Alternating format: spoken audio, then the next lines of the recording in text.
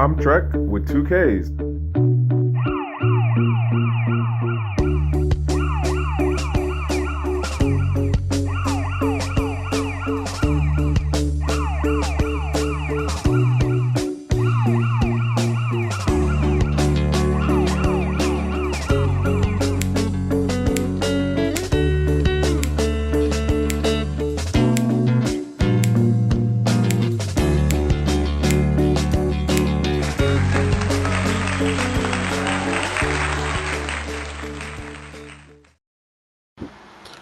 Oh man, and here we go. We are in.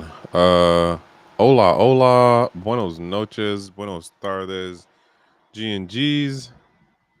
My name is Trekkw2ks, and did my mic just do something? I feel like my audio just went funky. Can somebody give me like or it might have just been one of the headphones, a thumbs up or something in the chat on the YouTube side? That would be greatly appreciated. So I know what the hell is going on. But yeah. So hey, it's a Monday. What's going on? My name is Trekkw2ks. This is the Trekkw2ksLive segment, done pretty much once a week, just like 4 times a month. And the basic idea here is I go through Twitter, today, a day before, X number of days back. I don't try to do the full week just because, Twitter is a 24-hour minute by minute like posting thing where basically you can have 100 of the same tweets in like 5 minutes of postings. So I keep it to like that 48 72-hour thing. And so yeah, there's definitely been a couple of things that got my attention, right?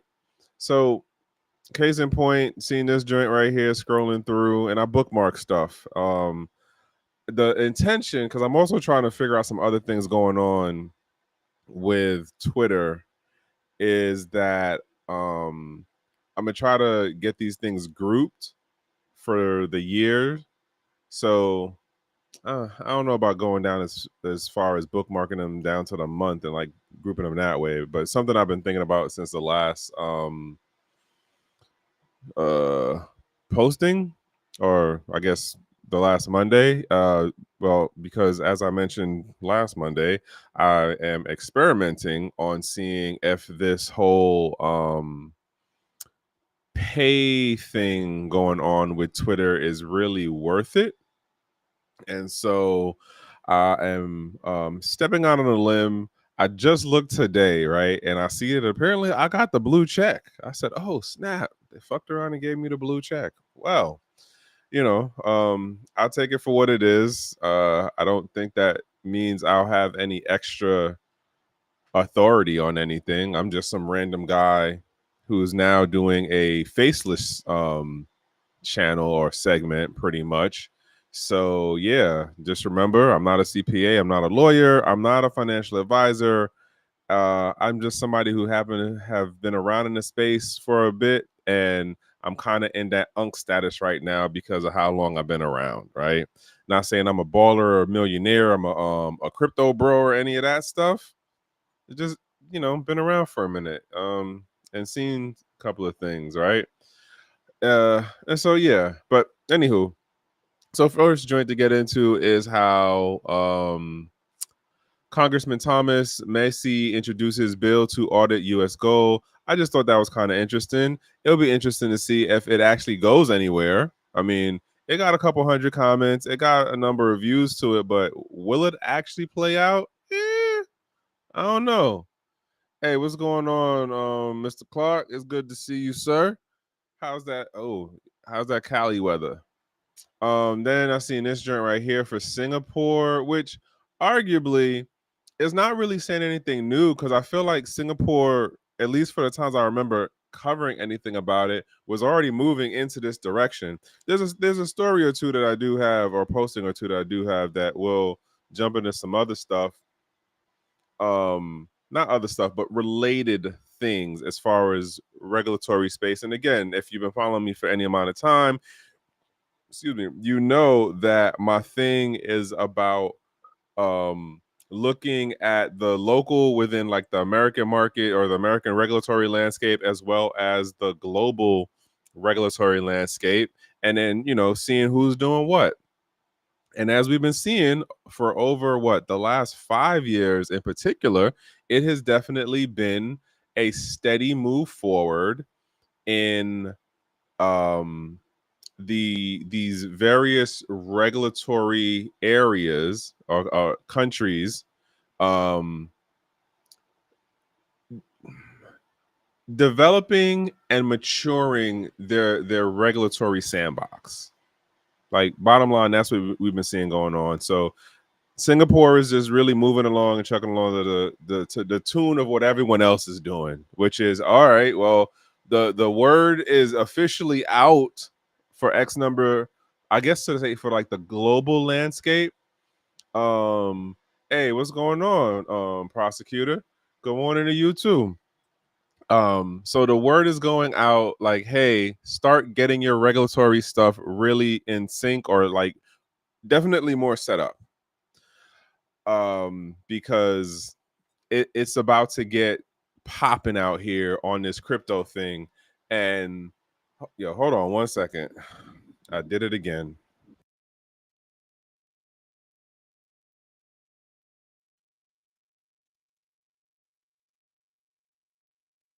All right, there we go. So yeah, I did it again. Left the dog tags on, and the sound just like irks me X amount. But so yeah, let's move on to this next story.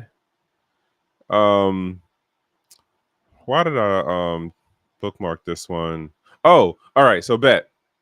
So post goes Tether CEO Paulo Ardon.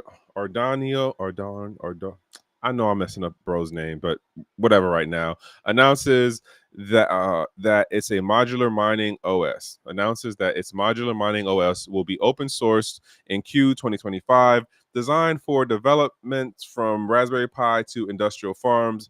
MOS supports plugin integration for miners and power devices. It will be paired with Tether QVAC tools to optimize. Now, I will say, I am not certain. Optimized performance reporting, aiming to lower the barrier for small miners and promote open mining infrastructure. That apparently came out of their particular, or like directly from his account, whatever. Now, here's my question, because I've been telling y'all it's been a while for me, right? So like, Tether isn't proof of work. I don't know what the consensus mechanism on it, and Tether does not have a cap. So what are we doing? And then I heard something. There's a dude I pay attention to over on the YouTube side of content stuff, and he's his channel is called, and I think I've mentioned him before. His name is Kevin. He does China. What is it? China in business, or business in China, I think is the name of his channel. And so one of the things I've been noting about what's going on with his channel of late is he'll throw in these breakdowns of how he sees slash understands how stable coins are moving around or being incorporated within the Chinese economic system, right? Via Hong Kong. And if you've been paying attention to me for any amount of time, I've been talking about Hong Kong for a good hot minute, right? I didn't just jump on the bandwagon about it yesterday. Like, we're talking more than 2 years now, right? Where I'm going with this is, he was making a point about how, now one of the things that I kind of have in frustration about his take, or how he frames the use of stable coins and cryptocurrencies, is he doesn't do it in relation to how the technology works. And for the folks who've been in the space for a while, and you understand X amount of the back end stuff, he'll say things that'll be like, well, that's not exactly how that works. But I also understand that He's not talking to technical people. That is not his audience. His audience is business people who are interested in understanding an underground view of what's going on in the logistics and biz development world within China. And he definitely does have some good insight stuff that I've seen play out over the months. I think I've been following for like, I think nearly a year, a little over a year. But the point being is that it's interesting that this is happening now with the Tether announcement. And it's just like, well, all right, so we're going to open it up for mom and pop to farm level folks, right? Obviously, considering what is going on with Tether and how they're moving in the international market, like at some point, the big boys, the deep pockets are going to jump in on this if they're not already in on this. Because I honestly, this is the first time I've even seen this announcement, right? I don't pay attention to the space like that in terms of like, well, as y'all know, this is not a price talk channel. So you don't hear me say nothing about, oh yeah, put your money on this, put your money on that. Like, nah, do your due diligence and figure out what works for you. But in regards to this, it makes me wonder because I also heard something else mentioned that Tether might be doing a stable coin specifically for the American market because of the things going on with our legislation here. So it's just like, well, my brain being what it is, putting those things together to be like, okay, I know the overseas market and these what am I saying? These nation state deals that they're working out. It's more than what's going on here in the US, but there is a very, when you really kind of dig into like the back end of Tether for how they work to stabilize the quote stable coin, aka the peg coin, aka the blue dog, as I call them, aka, well, they're not really called the shit coin, but you get what I'm saying. There is a questionable connection it has to US financial instruments, i.e. the bonds, i.e. the USD, right? Tether is based on a basket at this point. This is not new news. This is the stuff they've talked about already, right? But nonetheless, the use case that is helping its propagation in the global scene is it has the least amount of slippage. So far, there's no crazy hindrances going on with how folks can use it over in the Asian markets, in the Latin markets, in the European markets, even in the African markets, right? So I guess to wrap it up, to say this is going to be an interesting development to see what things look like for Tether on the global scene at the end of this year. Like if this is a projected of we're going to open up our network and things that relate hardware wise to be like, here's the general public. Is this just closed to certain markets? I don't know. But so far, Tether seems to be on a good run. Now, is the American legislation and like whoever in that realm going to turn around and try to throw a monkey wrench in their stuff, especially for how things look with us right now and how we're looking at China, how we're looking at Russia? I don't know. That's a maybe. Who knows? We'll see. We'll see, because don't get y'all, we still haven't made like 6 months with, what are we, January, February? Yeah, we have not made a full 6 months. We've not made a year with the current president. So heaven knows. Heaven knows. Okay, so this was another thing that I seen that caught my attention today. 8 major U.S. crypto industry associations are set to release a joint statement with Uniswap and Jump in support of the Blockchain Regulatory Certainty Act, aka BRAC, being included in the revised Clarity Act. The legislation led by House aims to provide legal clarity for the development regarding money transmission compliance and codify FinCEN's 2019 guidance on unhosted wallets, which then gets into the because that's another thing that caught my attention today. Shout outs to Caitlin Long, because I saw her post about it first before I seen like Woo Blockchain and a couple other people. But she makes the point of like, she's been talking about the UCC Act 8 of something for a while now, about this whole thing with like how the government in relation to crypto is looking to be like, oh, well, we're not giving you your due rights in the that's a private property thing. Point being is Atkins made a I don't know, I'm not going to say presentation, but he did give a speech somewhere that basically went into talking about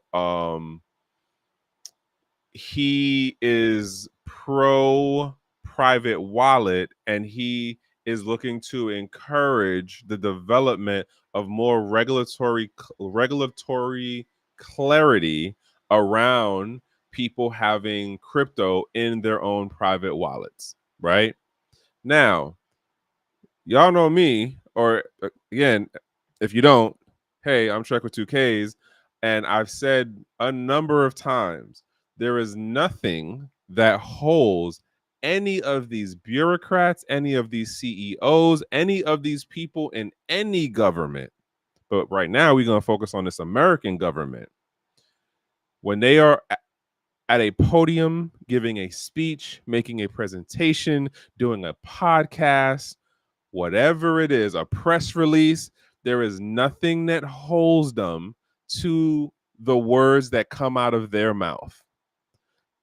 In my opinion, and if my recollection works as it does, time and time again, we have listened to folks who are supposed to be the official spokesperson, the government representation person, that's the head of the department person, say things that were either totally contradictory to the reality of things on the ground, as well as say things that are soup salad or like word soup salad.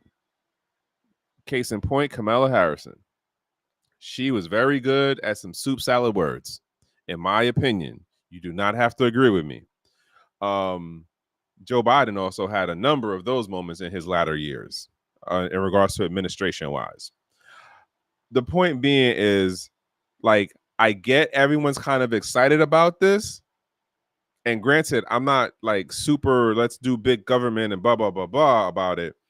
But until legislation actually comes into play, like, hey, let's actually write stuff up that actually like is codifying economic sovereignty or self-agency, in that people do have enshrined in law the ability and the right to spend, hold, store, save cryptocurrencies as they see fit, and it like makes it to like, this is not just a bill but actual law.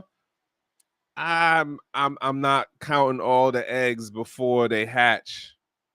Like, we literally have had how many administrations tell us stuff, or not administration, because this is the bureaucrat side, right? Because again, like, SEC is delegated to what they do by the Congress. So he could talk all this good stuff that he wants now, but until Congress actually does stuff and take action, and then whoever's sitting in the White House to actually sign off on it, it don't really mean anything other than he gave a nice soundbite.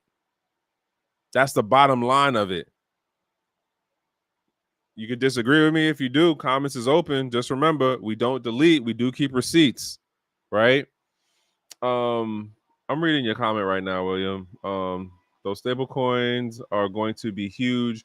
You know, the EU is rolling out a stable coin by fall, according to Kristen. Yeah. Oh, so Germany is. Oh, I got another tag in here that I did. Germany said they about to do something. Let me throw that up there. Let's see how that looks. Okay, cool. That did do what I thought it was going to do. Where's the other one? Oh, I don't know what's going on in Paraguay, but like apparently the president's account or something, or their administration's thing got hacked, and someone decided to say that Bitcoin is going to be legal tender, right?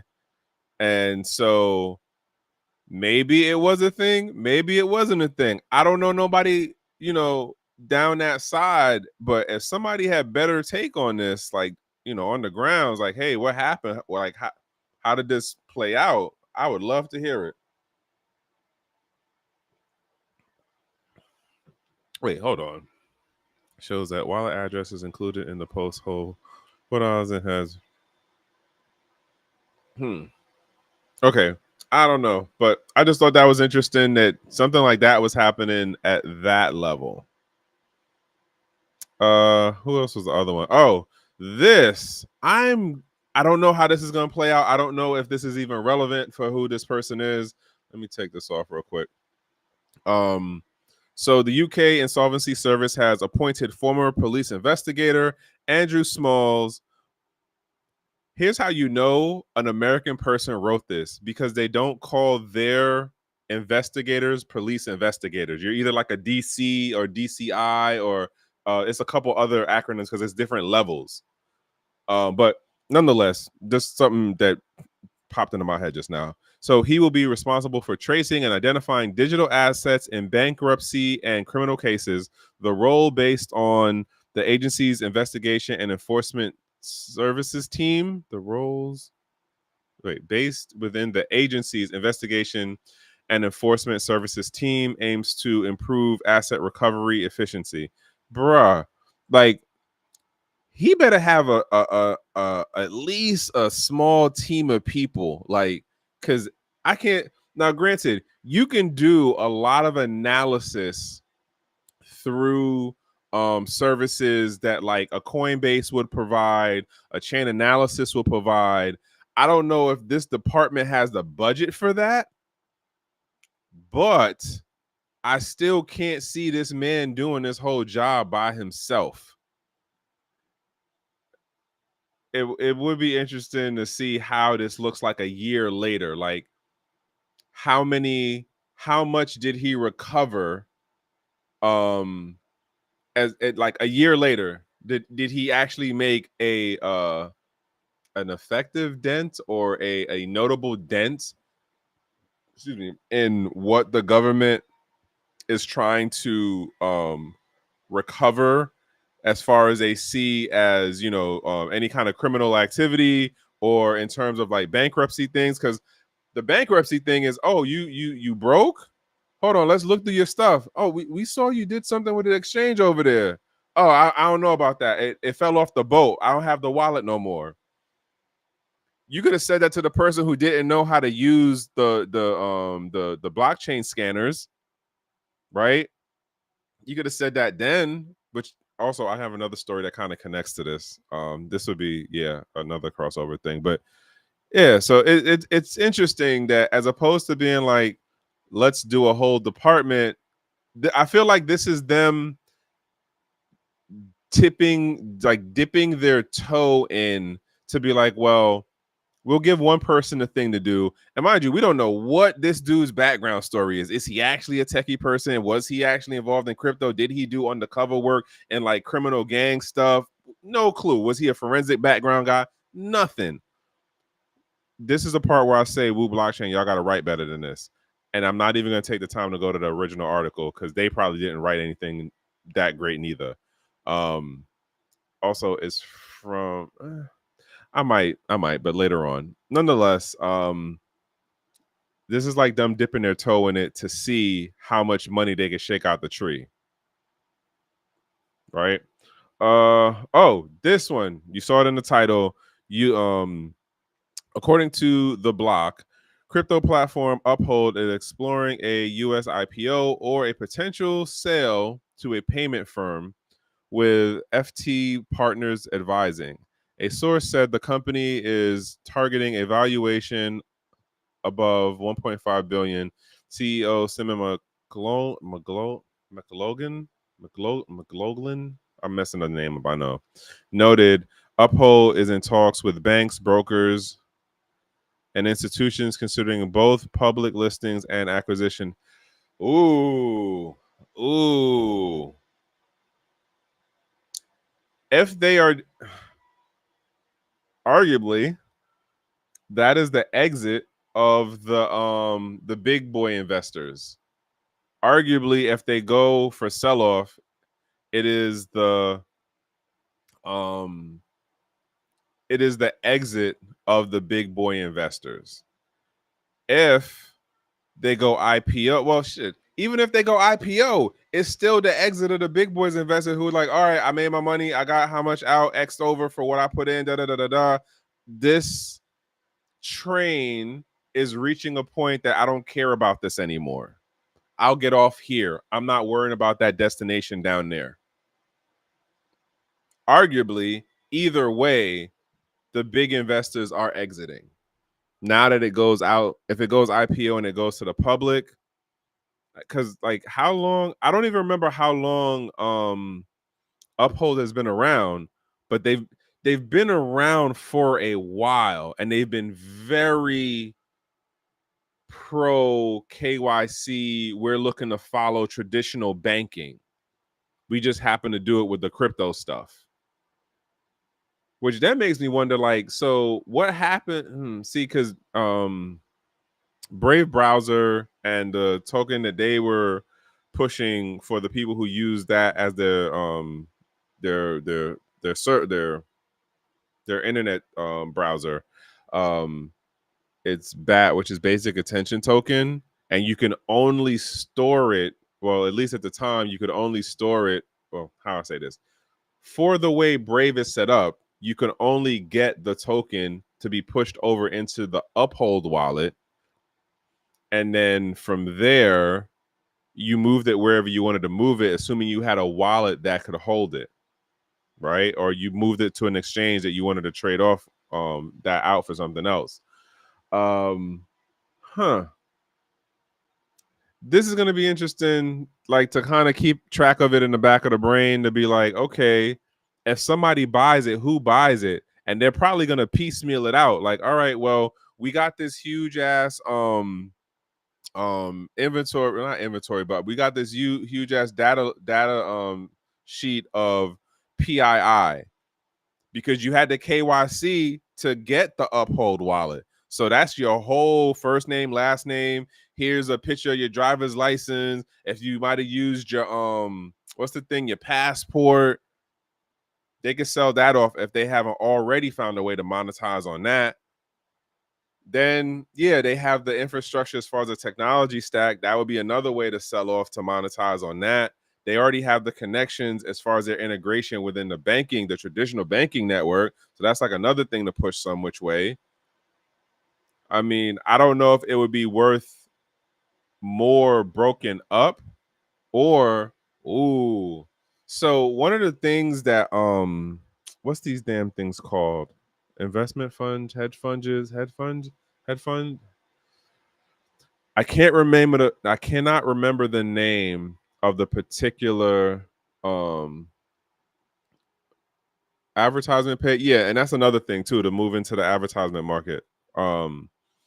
But basically they're investment firms that will acquire companies and then run huge debt bills with that company. And once they extract as much value and capital out of the business as they can, like they'll take out a super ass big loan, and then they'll like piecemeal the different parts of the company, the intellectual property, the physical hardware stuff, the whatever data set stuff they have, right? And then they just let the company go to crap and then sell it off or just scrap it after they've extracted as much value as possible. That could be a third direction that Uphold ends up going in. So maybe Uphold has like run its course. I don't know. It'll be interesting to see if they actually go IPO. It could be around for a little bit longer, right? But if our current economic situation really does screw up like some people are expecting it to. Does Uphold last as long? I don't know. Maybe, maybe not. But like I said, either way they go, the selling off or the IPO, the big boys, the original folks are exiting. Give me my money now. I'm out. I'll get off the train right here, right now. But the other thing I thought too when I saw this particular post was there might be a indicator of the coming trend of X number of the I don't want to say per se OG exchanges, because Uphold has been around for a while, but it's not a Coinbase, it's not a Kraken, right? It's not an Ether Delta. Who remembers Ether Delta? Ha! But it's been around long enough that it has an established level of professionalism, a name of awareness or brand awareness with the industry for folks who are looking more in the traditional sense of it, right? But the companies that have been around for that like 5-8 year so period, this might be the what's going on as we move into where it's X amount easier to get the IPO, because why? Market wise, people are trying to find every which way they can to make some kind of money. If it's a quick flip or if it's something like, all right, if I get in now at the ground level, this will play out over the next 5 to 10 years. And like, this would be cool. Like it'll grow to something. It'll be a it'll be a Charles Schwab's, it'll be a IBM, it'll be Cola, right? Some people are going to see the short run gains of it. Some people will see the long run gains of it.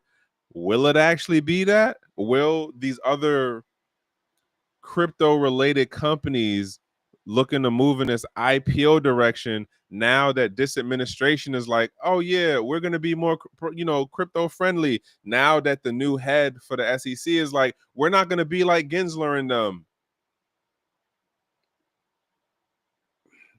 Arguably, is the public getting pushed a fluff, but they don't know it? Like, is there a grift that is coming down the road as the big boys, the deep pockets, the Wall Street daddies exit the crypto space and push the smoke and mirrors BS part of it to the public, but like the part that's like really making the money, they stay where they are with it. They keep that close to the chest. I don't know. I'm just throwing that out there. I could be way the hell off. I could be way the hell off on this. No, Deutsches Bank of Germany considers issuing their own stablecoin, which I don't see how that would work this late in the game. Like, you know what? Let me.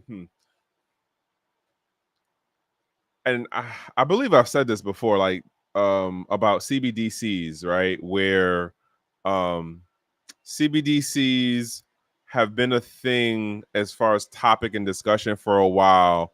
But at the same time, who's actually done we have a working model right now? It's China. The US, the Treasury been talking for how long? We had the papers come out. We had the website development. There's literally a website that tracks all of the countries and where they are in the phase of their development of a CBDC. And lo and behold, it's like, I think less than 5% have something that they can actually, excuse me, have something that they can push out to their public. And as far as I understand it right now, China's the only one that has actually done the public and the bilateral trade setup of like, we know the shit works. As far as a sovereign entity, a nation state that has we know it works. We know our public is down for it. Note right now, we don't have that over here in the States. We don't have that in Europe. We don't have that in Latin America. We don't have that in any of the other Asian countries. Russia doesn't even count either in this particular situation. So, yeah, it would be really crazy to see how they do this. As you can see, the post right below it, Chainlink, their Link token successfully facilitates Hong Kong and Australia CBDC/stablecoin exchange and pilot with Visa, Fidelity, and China AMC. Now, as I've been saying for how long now, Hong Kong is going to be the sandbox and the gateway for the mixing of various types of financial instruments for mainland China. I've been saying this for like what, 2 years now? 2? Maybe longer. It's gonna be the gateway. And Link, like Chainlink is doing what they doing over there. This is just another example of how, for at least how I'm taking it. And if y'all remember a couple months ago, a month or two ago, I have my boy oh god, he has this weird name that I can't think of right now, but he did a conference out. He went to a conference out there and he was telling me about some of the things when he came back, and I had him on to like try to explain some of the stuff. Like, you can literally have currency exchanges that do fiat and crypto. What do you think that's going to look like in another 5 years when we get past 2030? Like, those are already established things now. They're like 7-Eleven storefronts. They're there. You just walk in. Hey, I got this crypto. I need to get that currency. Hey, I got this currency. I need to get that crypto. That's where they are now. We still over here trying to figure out like how to not get got with the banks getting us. You put your money in the bank, and then the bank is like, you didn't give us money. Or you put your money in the bank, and the bank is like, well, we don't got to give you the money. Like, that's where we are right now, but no one really likes to talk about that factor. But anywho, as I said earlier, as far as the thing about what's his name, SEC Chair Paul Atkins, about working on a policy to exempt DeFi. Oh no, that wasn't it. But he was talking about private wallets. This post caught me because if you've been paying attention to the Gentleman of Crypto for any amount of time, you know that we have definitely, through the different segments and even like in the live chats back in the day, we talk about how there are companies that will market as DeFi, but for how they are set up, they are straight up centralized exchanges. There's nothing DeFi about them other than the name that they have and on their card or on their website. So I'm curious to see how that is going to play out when he says exempt DeFi platforms. And is it going to be just American based companies, or this is like across the board globally? I don't even see this type of policy coming into play and being established. Like, that's like another, if it even happens in this administration, I will be very surprised. And if it does happen in this administration, it will probably end up being more focused on American platforms. But when you really dig into it, you're going to see that they are centralized exchanges marketing themselves to the public as DeFi platforms. Just saying, be careful, folks, because here'd be the other thing. If that happens, where they actually make the policy, let's say within this administration, let's say it happens like another year and a half down the road, like official policy, SEC is like, yeah, come on, let's get these DeFi platforms, in. The commercials and the scams are going to be crazy. YouTube, Facebook, Instagram, Twitter, they're going to they're gonna scale like crazy if this actually happened for implementation of the policy and stuff within this administration. I don't even know if I want to bother with that. Yeah. And yeah, whatever. All right, so this one caught my attention. I've told y'all already how I kind of feel about Pomp now and how he kind of does his talking points, but whatever. I don't have the 1,000,000+ followers on Twitter like Pomp does. I'm just some regular Joe Schmo who is in Unk status because I've just been around the space for a minute. But people know that guy's face because he gets to go on news channels, segments, and shows and stuff. And like I said, he has, I think, 1,000,000+ following on Twitter. But I saw this and it made me think of what Antonopoulos used to say. So basically, you see what it says: Bitcoin exported the American dream to anyone in the world. Now, did Bitcoin? Okay, look, the first question is like, well, is Bitcoin a part of the American dream? And if we say Bitcoin is a part of the American dream, and y'all kind of get my stance on this whole thing of, are we saying that the American dream includes economic sovereignty? Does it include self-agency? Does it though? Like for where we are now, for the laws, for the rules that we have in place, for our digital privacy, our economic privacy, is that the American dream? I would argue not. So to say that Bitcoin has exported the American dream, if the American dream doesn't involve the things that I just mentioned, then what did we export? Can somebody tell me that? What did Bitcoin export if the American dream does not follow or work in tandem with the ideals of how or what circumstances Bitcoin was initially created under and put out into the public? Explain that part to me.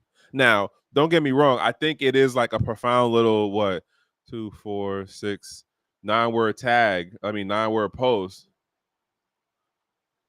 But I still question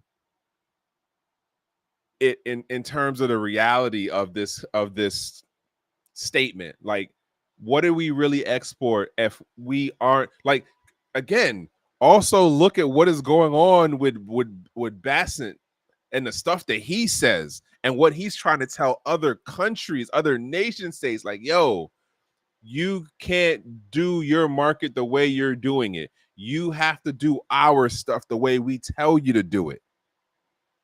How does that work for economic sovereignty of a nation state? What does he care about the economic sovereignty of the citizens of that nation state if he wants to tell the leadership of that nation state how they have to operate to where it has to be for the benefit only of the US, or at least where the US is the prime benefactor, right? Like,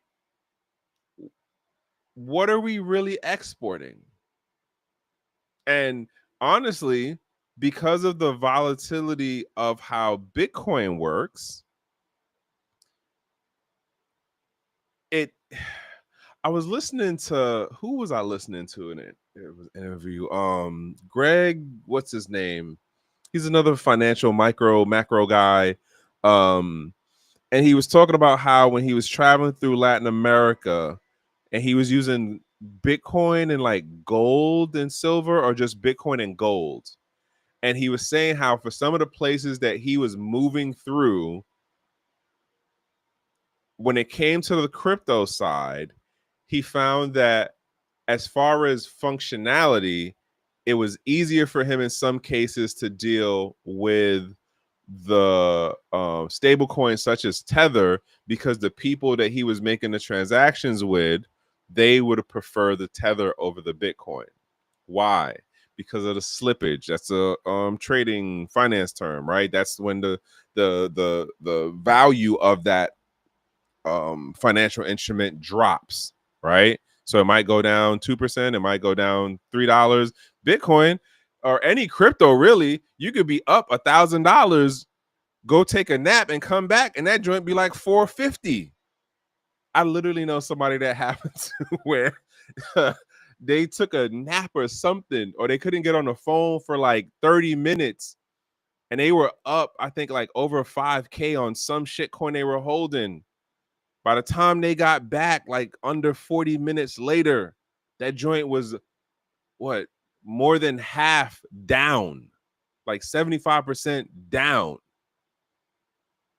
Like that's a back in the day thing, but nonetheless, for where we are now, again, I still ask the question, considering what we have our government officials saying, considering how Tether is finding all of these more practical use cases in these other markets, other in operational environments, where you have the traditional banking side that's connecting to it in the Asian countries, in certain parts of Europe. But then you also have the like, all right, hey man, like I got blah blah blah. You need, okay, bet we can do this in crypto. All right, bet I got this. You got, all right, bet.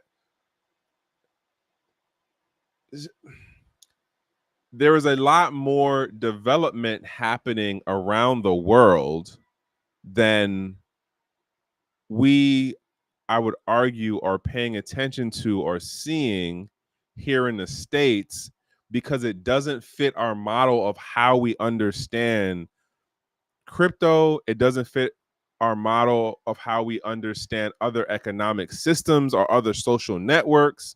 And we kind of have this whole like black and white thing of like, oh, that's just illegal, or that's just bad, or like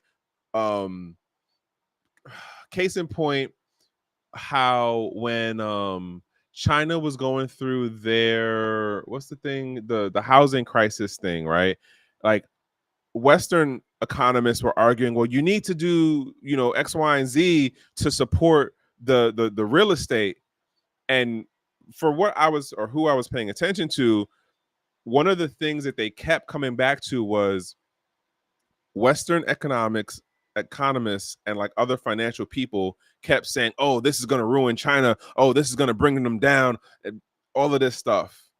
And they were making a point of like, in the West, they want to take their values and framing of the world and tell you this is how you have to see it too, even though they're not acknowledging how you actually operate, how you actually live, how your society and your government structure works for your social norms, not the thing we export as like Western / American social norms, right? You got to remember, America's only been around for like under 500 years, right? So us, and then the stuff that we have going on now, let's say in the last, like, what is that, under 100 years, 80 years, so that's after World War II, like that set of social norms is a drop in the bucket. That set of how we perceive East versus West, that set of how we look at the doing things for the greater good in the collective, that's a drop in the bucket to X number of other places. But yet, somehow, Bitcoin exported the American dream. I don't know if I agree with the statement, but I do think it is interesting. And then this goes to the thing that I was saying earlier about like how I've showed John Deaton stuff a couple of times, but what he's responding to in terms of Elon's post, which says the difference between reality and the legacy media is insane. And he was basically making a point about how like the media is just gaslighting the hell out of the public for what is going on around them. and saying one thing while there's a whole nother situation playing out, like the reality and how things are being what they say, like whitewashed or like gaslit and all of that stuff. You know what's funny? So today I was watching an episode of Andor, right? Star Wars, for any of you folks who are into the Star Wars realm. And one of the things in this episode, and this is season 2, that I found interesting, which I feel like was so relevant to the stuff going on with us right now in the US, where we are watching the government say one thing and then do something else. We're watching this administration do it. We've seen previous administrations do it. I don't know if to say Biden's was the worst administration to do it, but it was very interesting just to see how the particular like episodes were playing out with what was going on in the storyline. So basically, I'm gonna throw this out to y'all, because if you don't watch it, you don't watch it. The season, I think, is already over. So basically, the storyline of Andor is it takes place before the Rebel Revolution thing, and this is like I think 10 years or something before. But the Empire realizes that there is an energy source in this planet. They want the energy source. But what they found out was, when we take this energy source from the planet is just going to die. So the people of the planet are also going to pass. And so they did this thing where they came down and they just built like this huge building, like right in the major capital city. And when they were having their meeting with the higher up military people, it was like, hey, we just can't worry about, like, not we can't worry, but we just can't do campaigns about how the Goran people are bad people. We need to have control opposition. So they literally spent a year of feeding rebels information about how the resources, the building of the new fortress building was coming down to the planet. And then they would do these different little attacks and everything, and they would like break stuff and explode things and like steal stuff and da. They do this for like a year or something, all to build up the confidence of the opposition.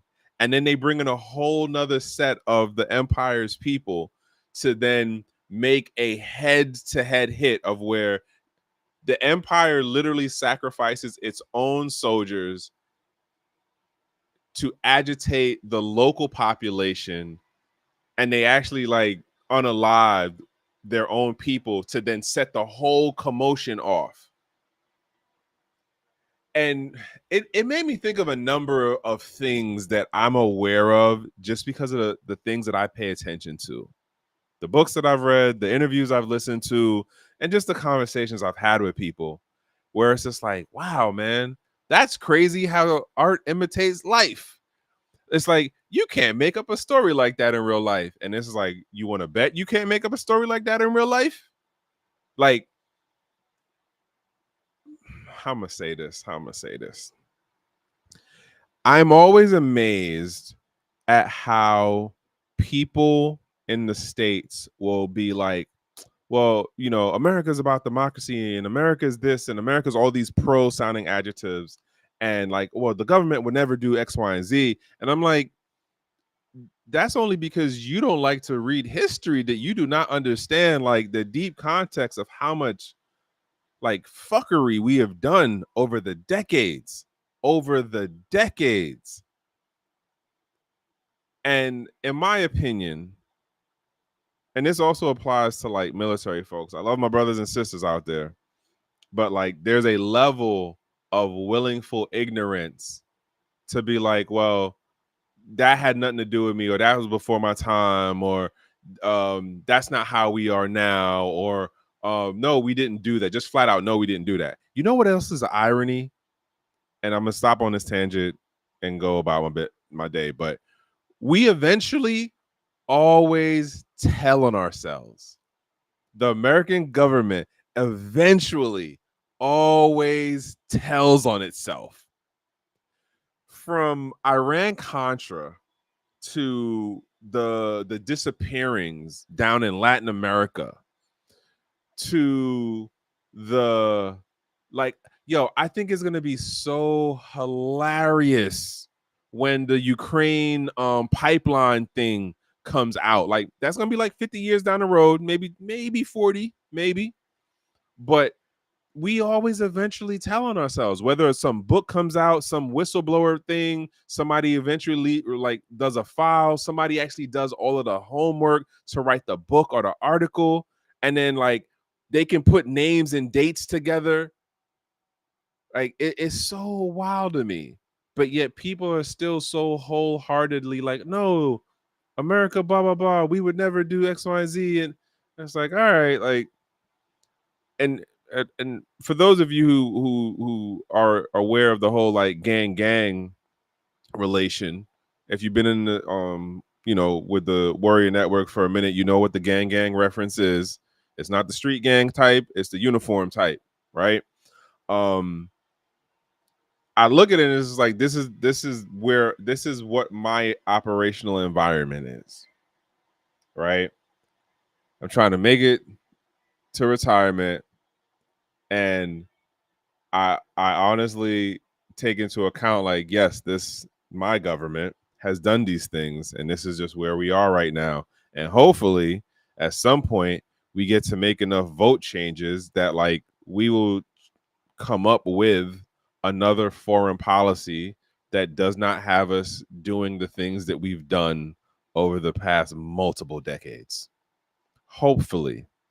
I don't know how hopeful I am in that particular long run view because people are people, but I'm gonna get off my high horse right now and get back on this Twitter stuff.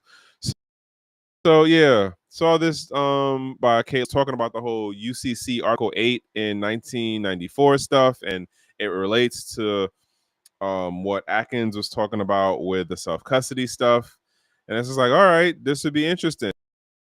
But again, until the policy, like, implemented, dragged out, whatever, and then it's still going to be a thing of like, how much actual self-agency is there to it? Or is it going to be one of those like, well, we'll give you like 5 out of the 15 things that would like say that this is a private crypto wallet. That's my thought process. I don't know if I see this playing out the way or thinking or hoping that it would. 74 comments, over 140, but is it actually going to be that? I don't know, folks. I don't know. Is he going to be in his seat for the whole 4 years to like try to make headway on this? I don't know. Maybe. But anywho, I've rambled on a number of different things. Some of it was crypto related. Hopefully some of what I said got you thinking. Hopefully some of what I said got you like wanted to actually do your own due diligence on some of the things that are going on in this space and how eventually it will come down to be in your everyday part of life. And hopefully you're prepared for it. Hopefully, right? That's what I got for y'all tonight, man. It's a Monday, and I do hope that you had a productive over busy day. I do hope that the day didn't stress you out too much. And the weekend was like you were able to recharge your batteries, because I definitely know there's been a number of things happening of people getting hurt, jobs getting lost, folks worrying about their bills, like life out here lifing. Life out here lifing. But nonetheless, we're gonna close this night out. As I say to y'all, from one human to the next, I continually wish y'all the best. And as I say, like from one human to the next, I wish you to be in a safe place, in a safe space, and in good company. Yeah, that's what I got for y'all, man. I'm over here waiting for my. Oh, you're not doing it. Why aren't you doing it? Oh, yeah, I gotta add in. I did this image through Grok. I have to say, Grok, I've been playing around with it a little bit more. It's been interesting. Because I was wondering about X amount of the stuff folks are doing with these new anime selfies and stuff. So I was playing around with stuff today, and this is what I got for you. I mean, it's not what's that? Not Dreamweaver. I forgot the name for it right now, but Grok, it's interesting. It's interesting. But like I said, y'all, have a good one. Until next Monday. Yeah, check y'all out, man.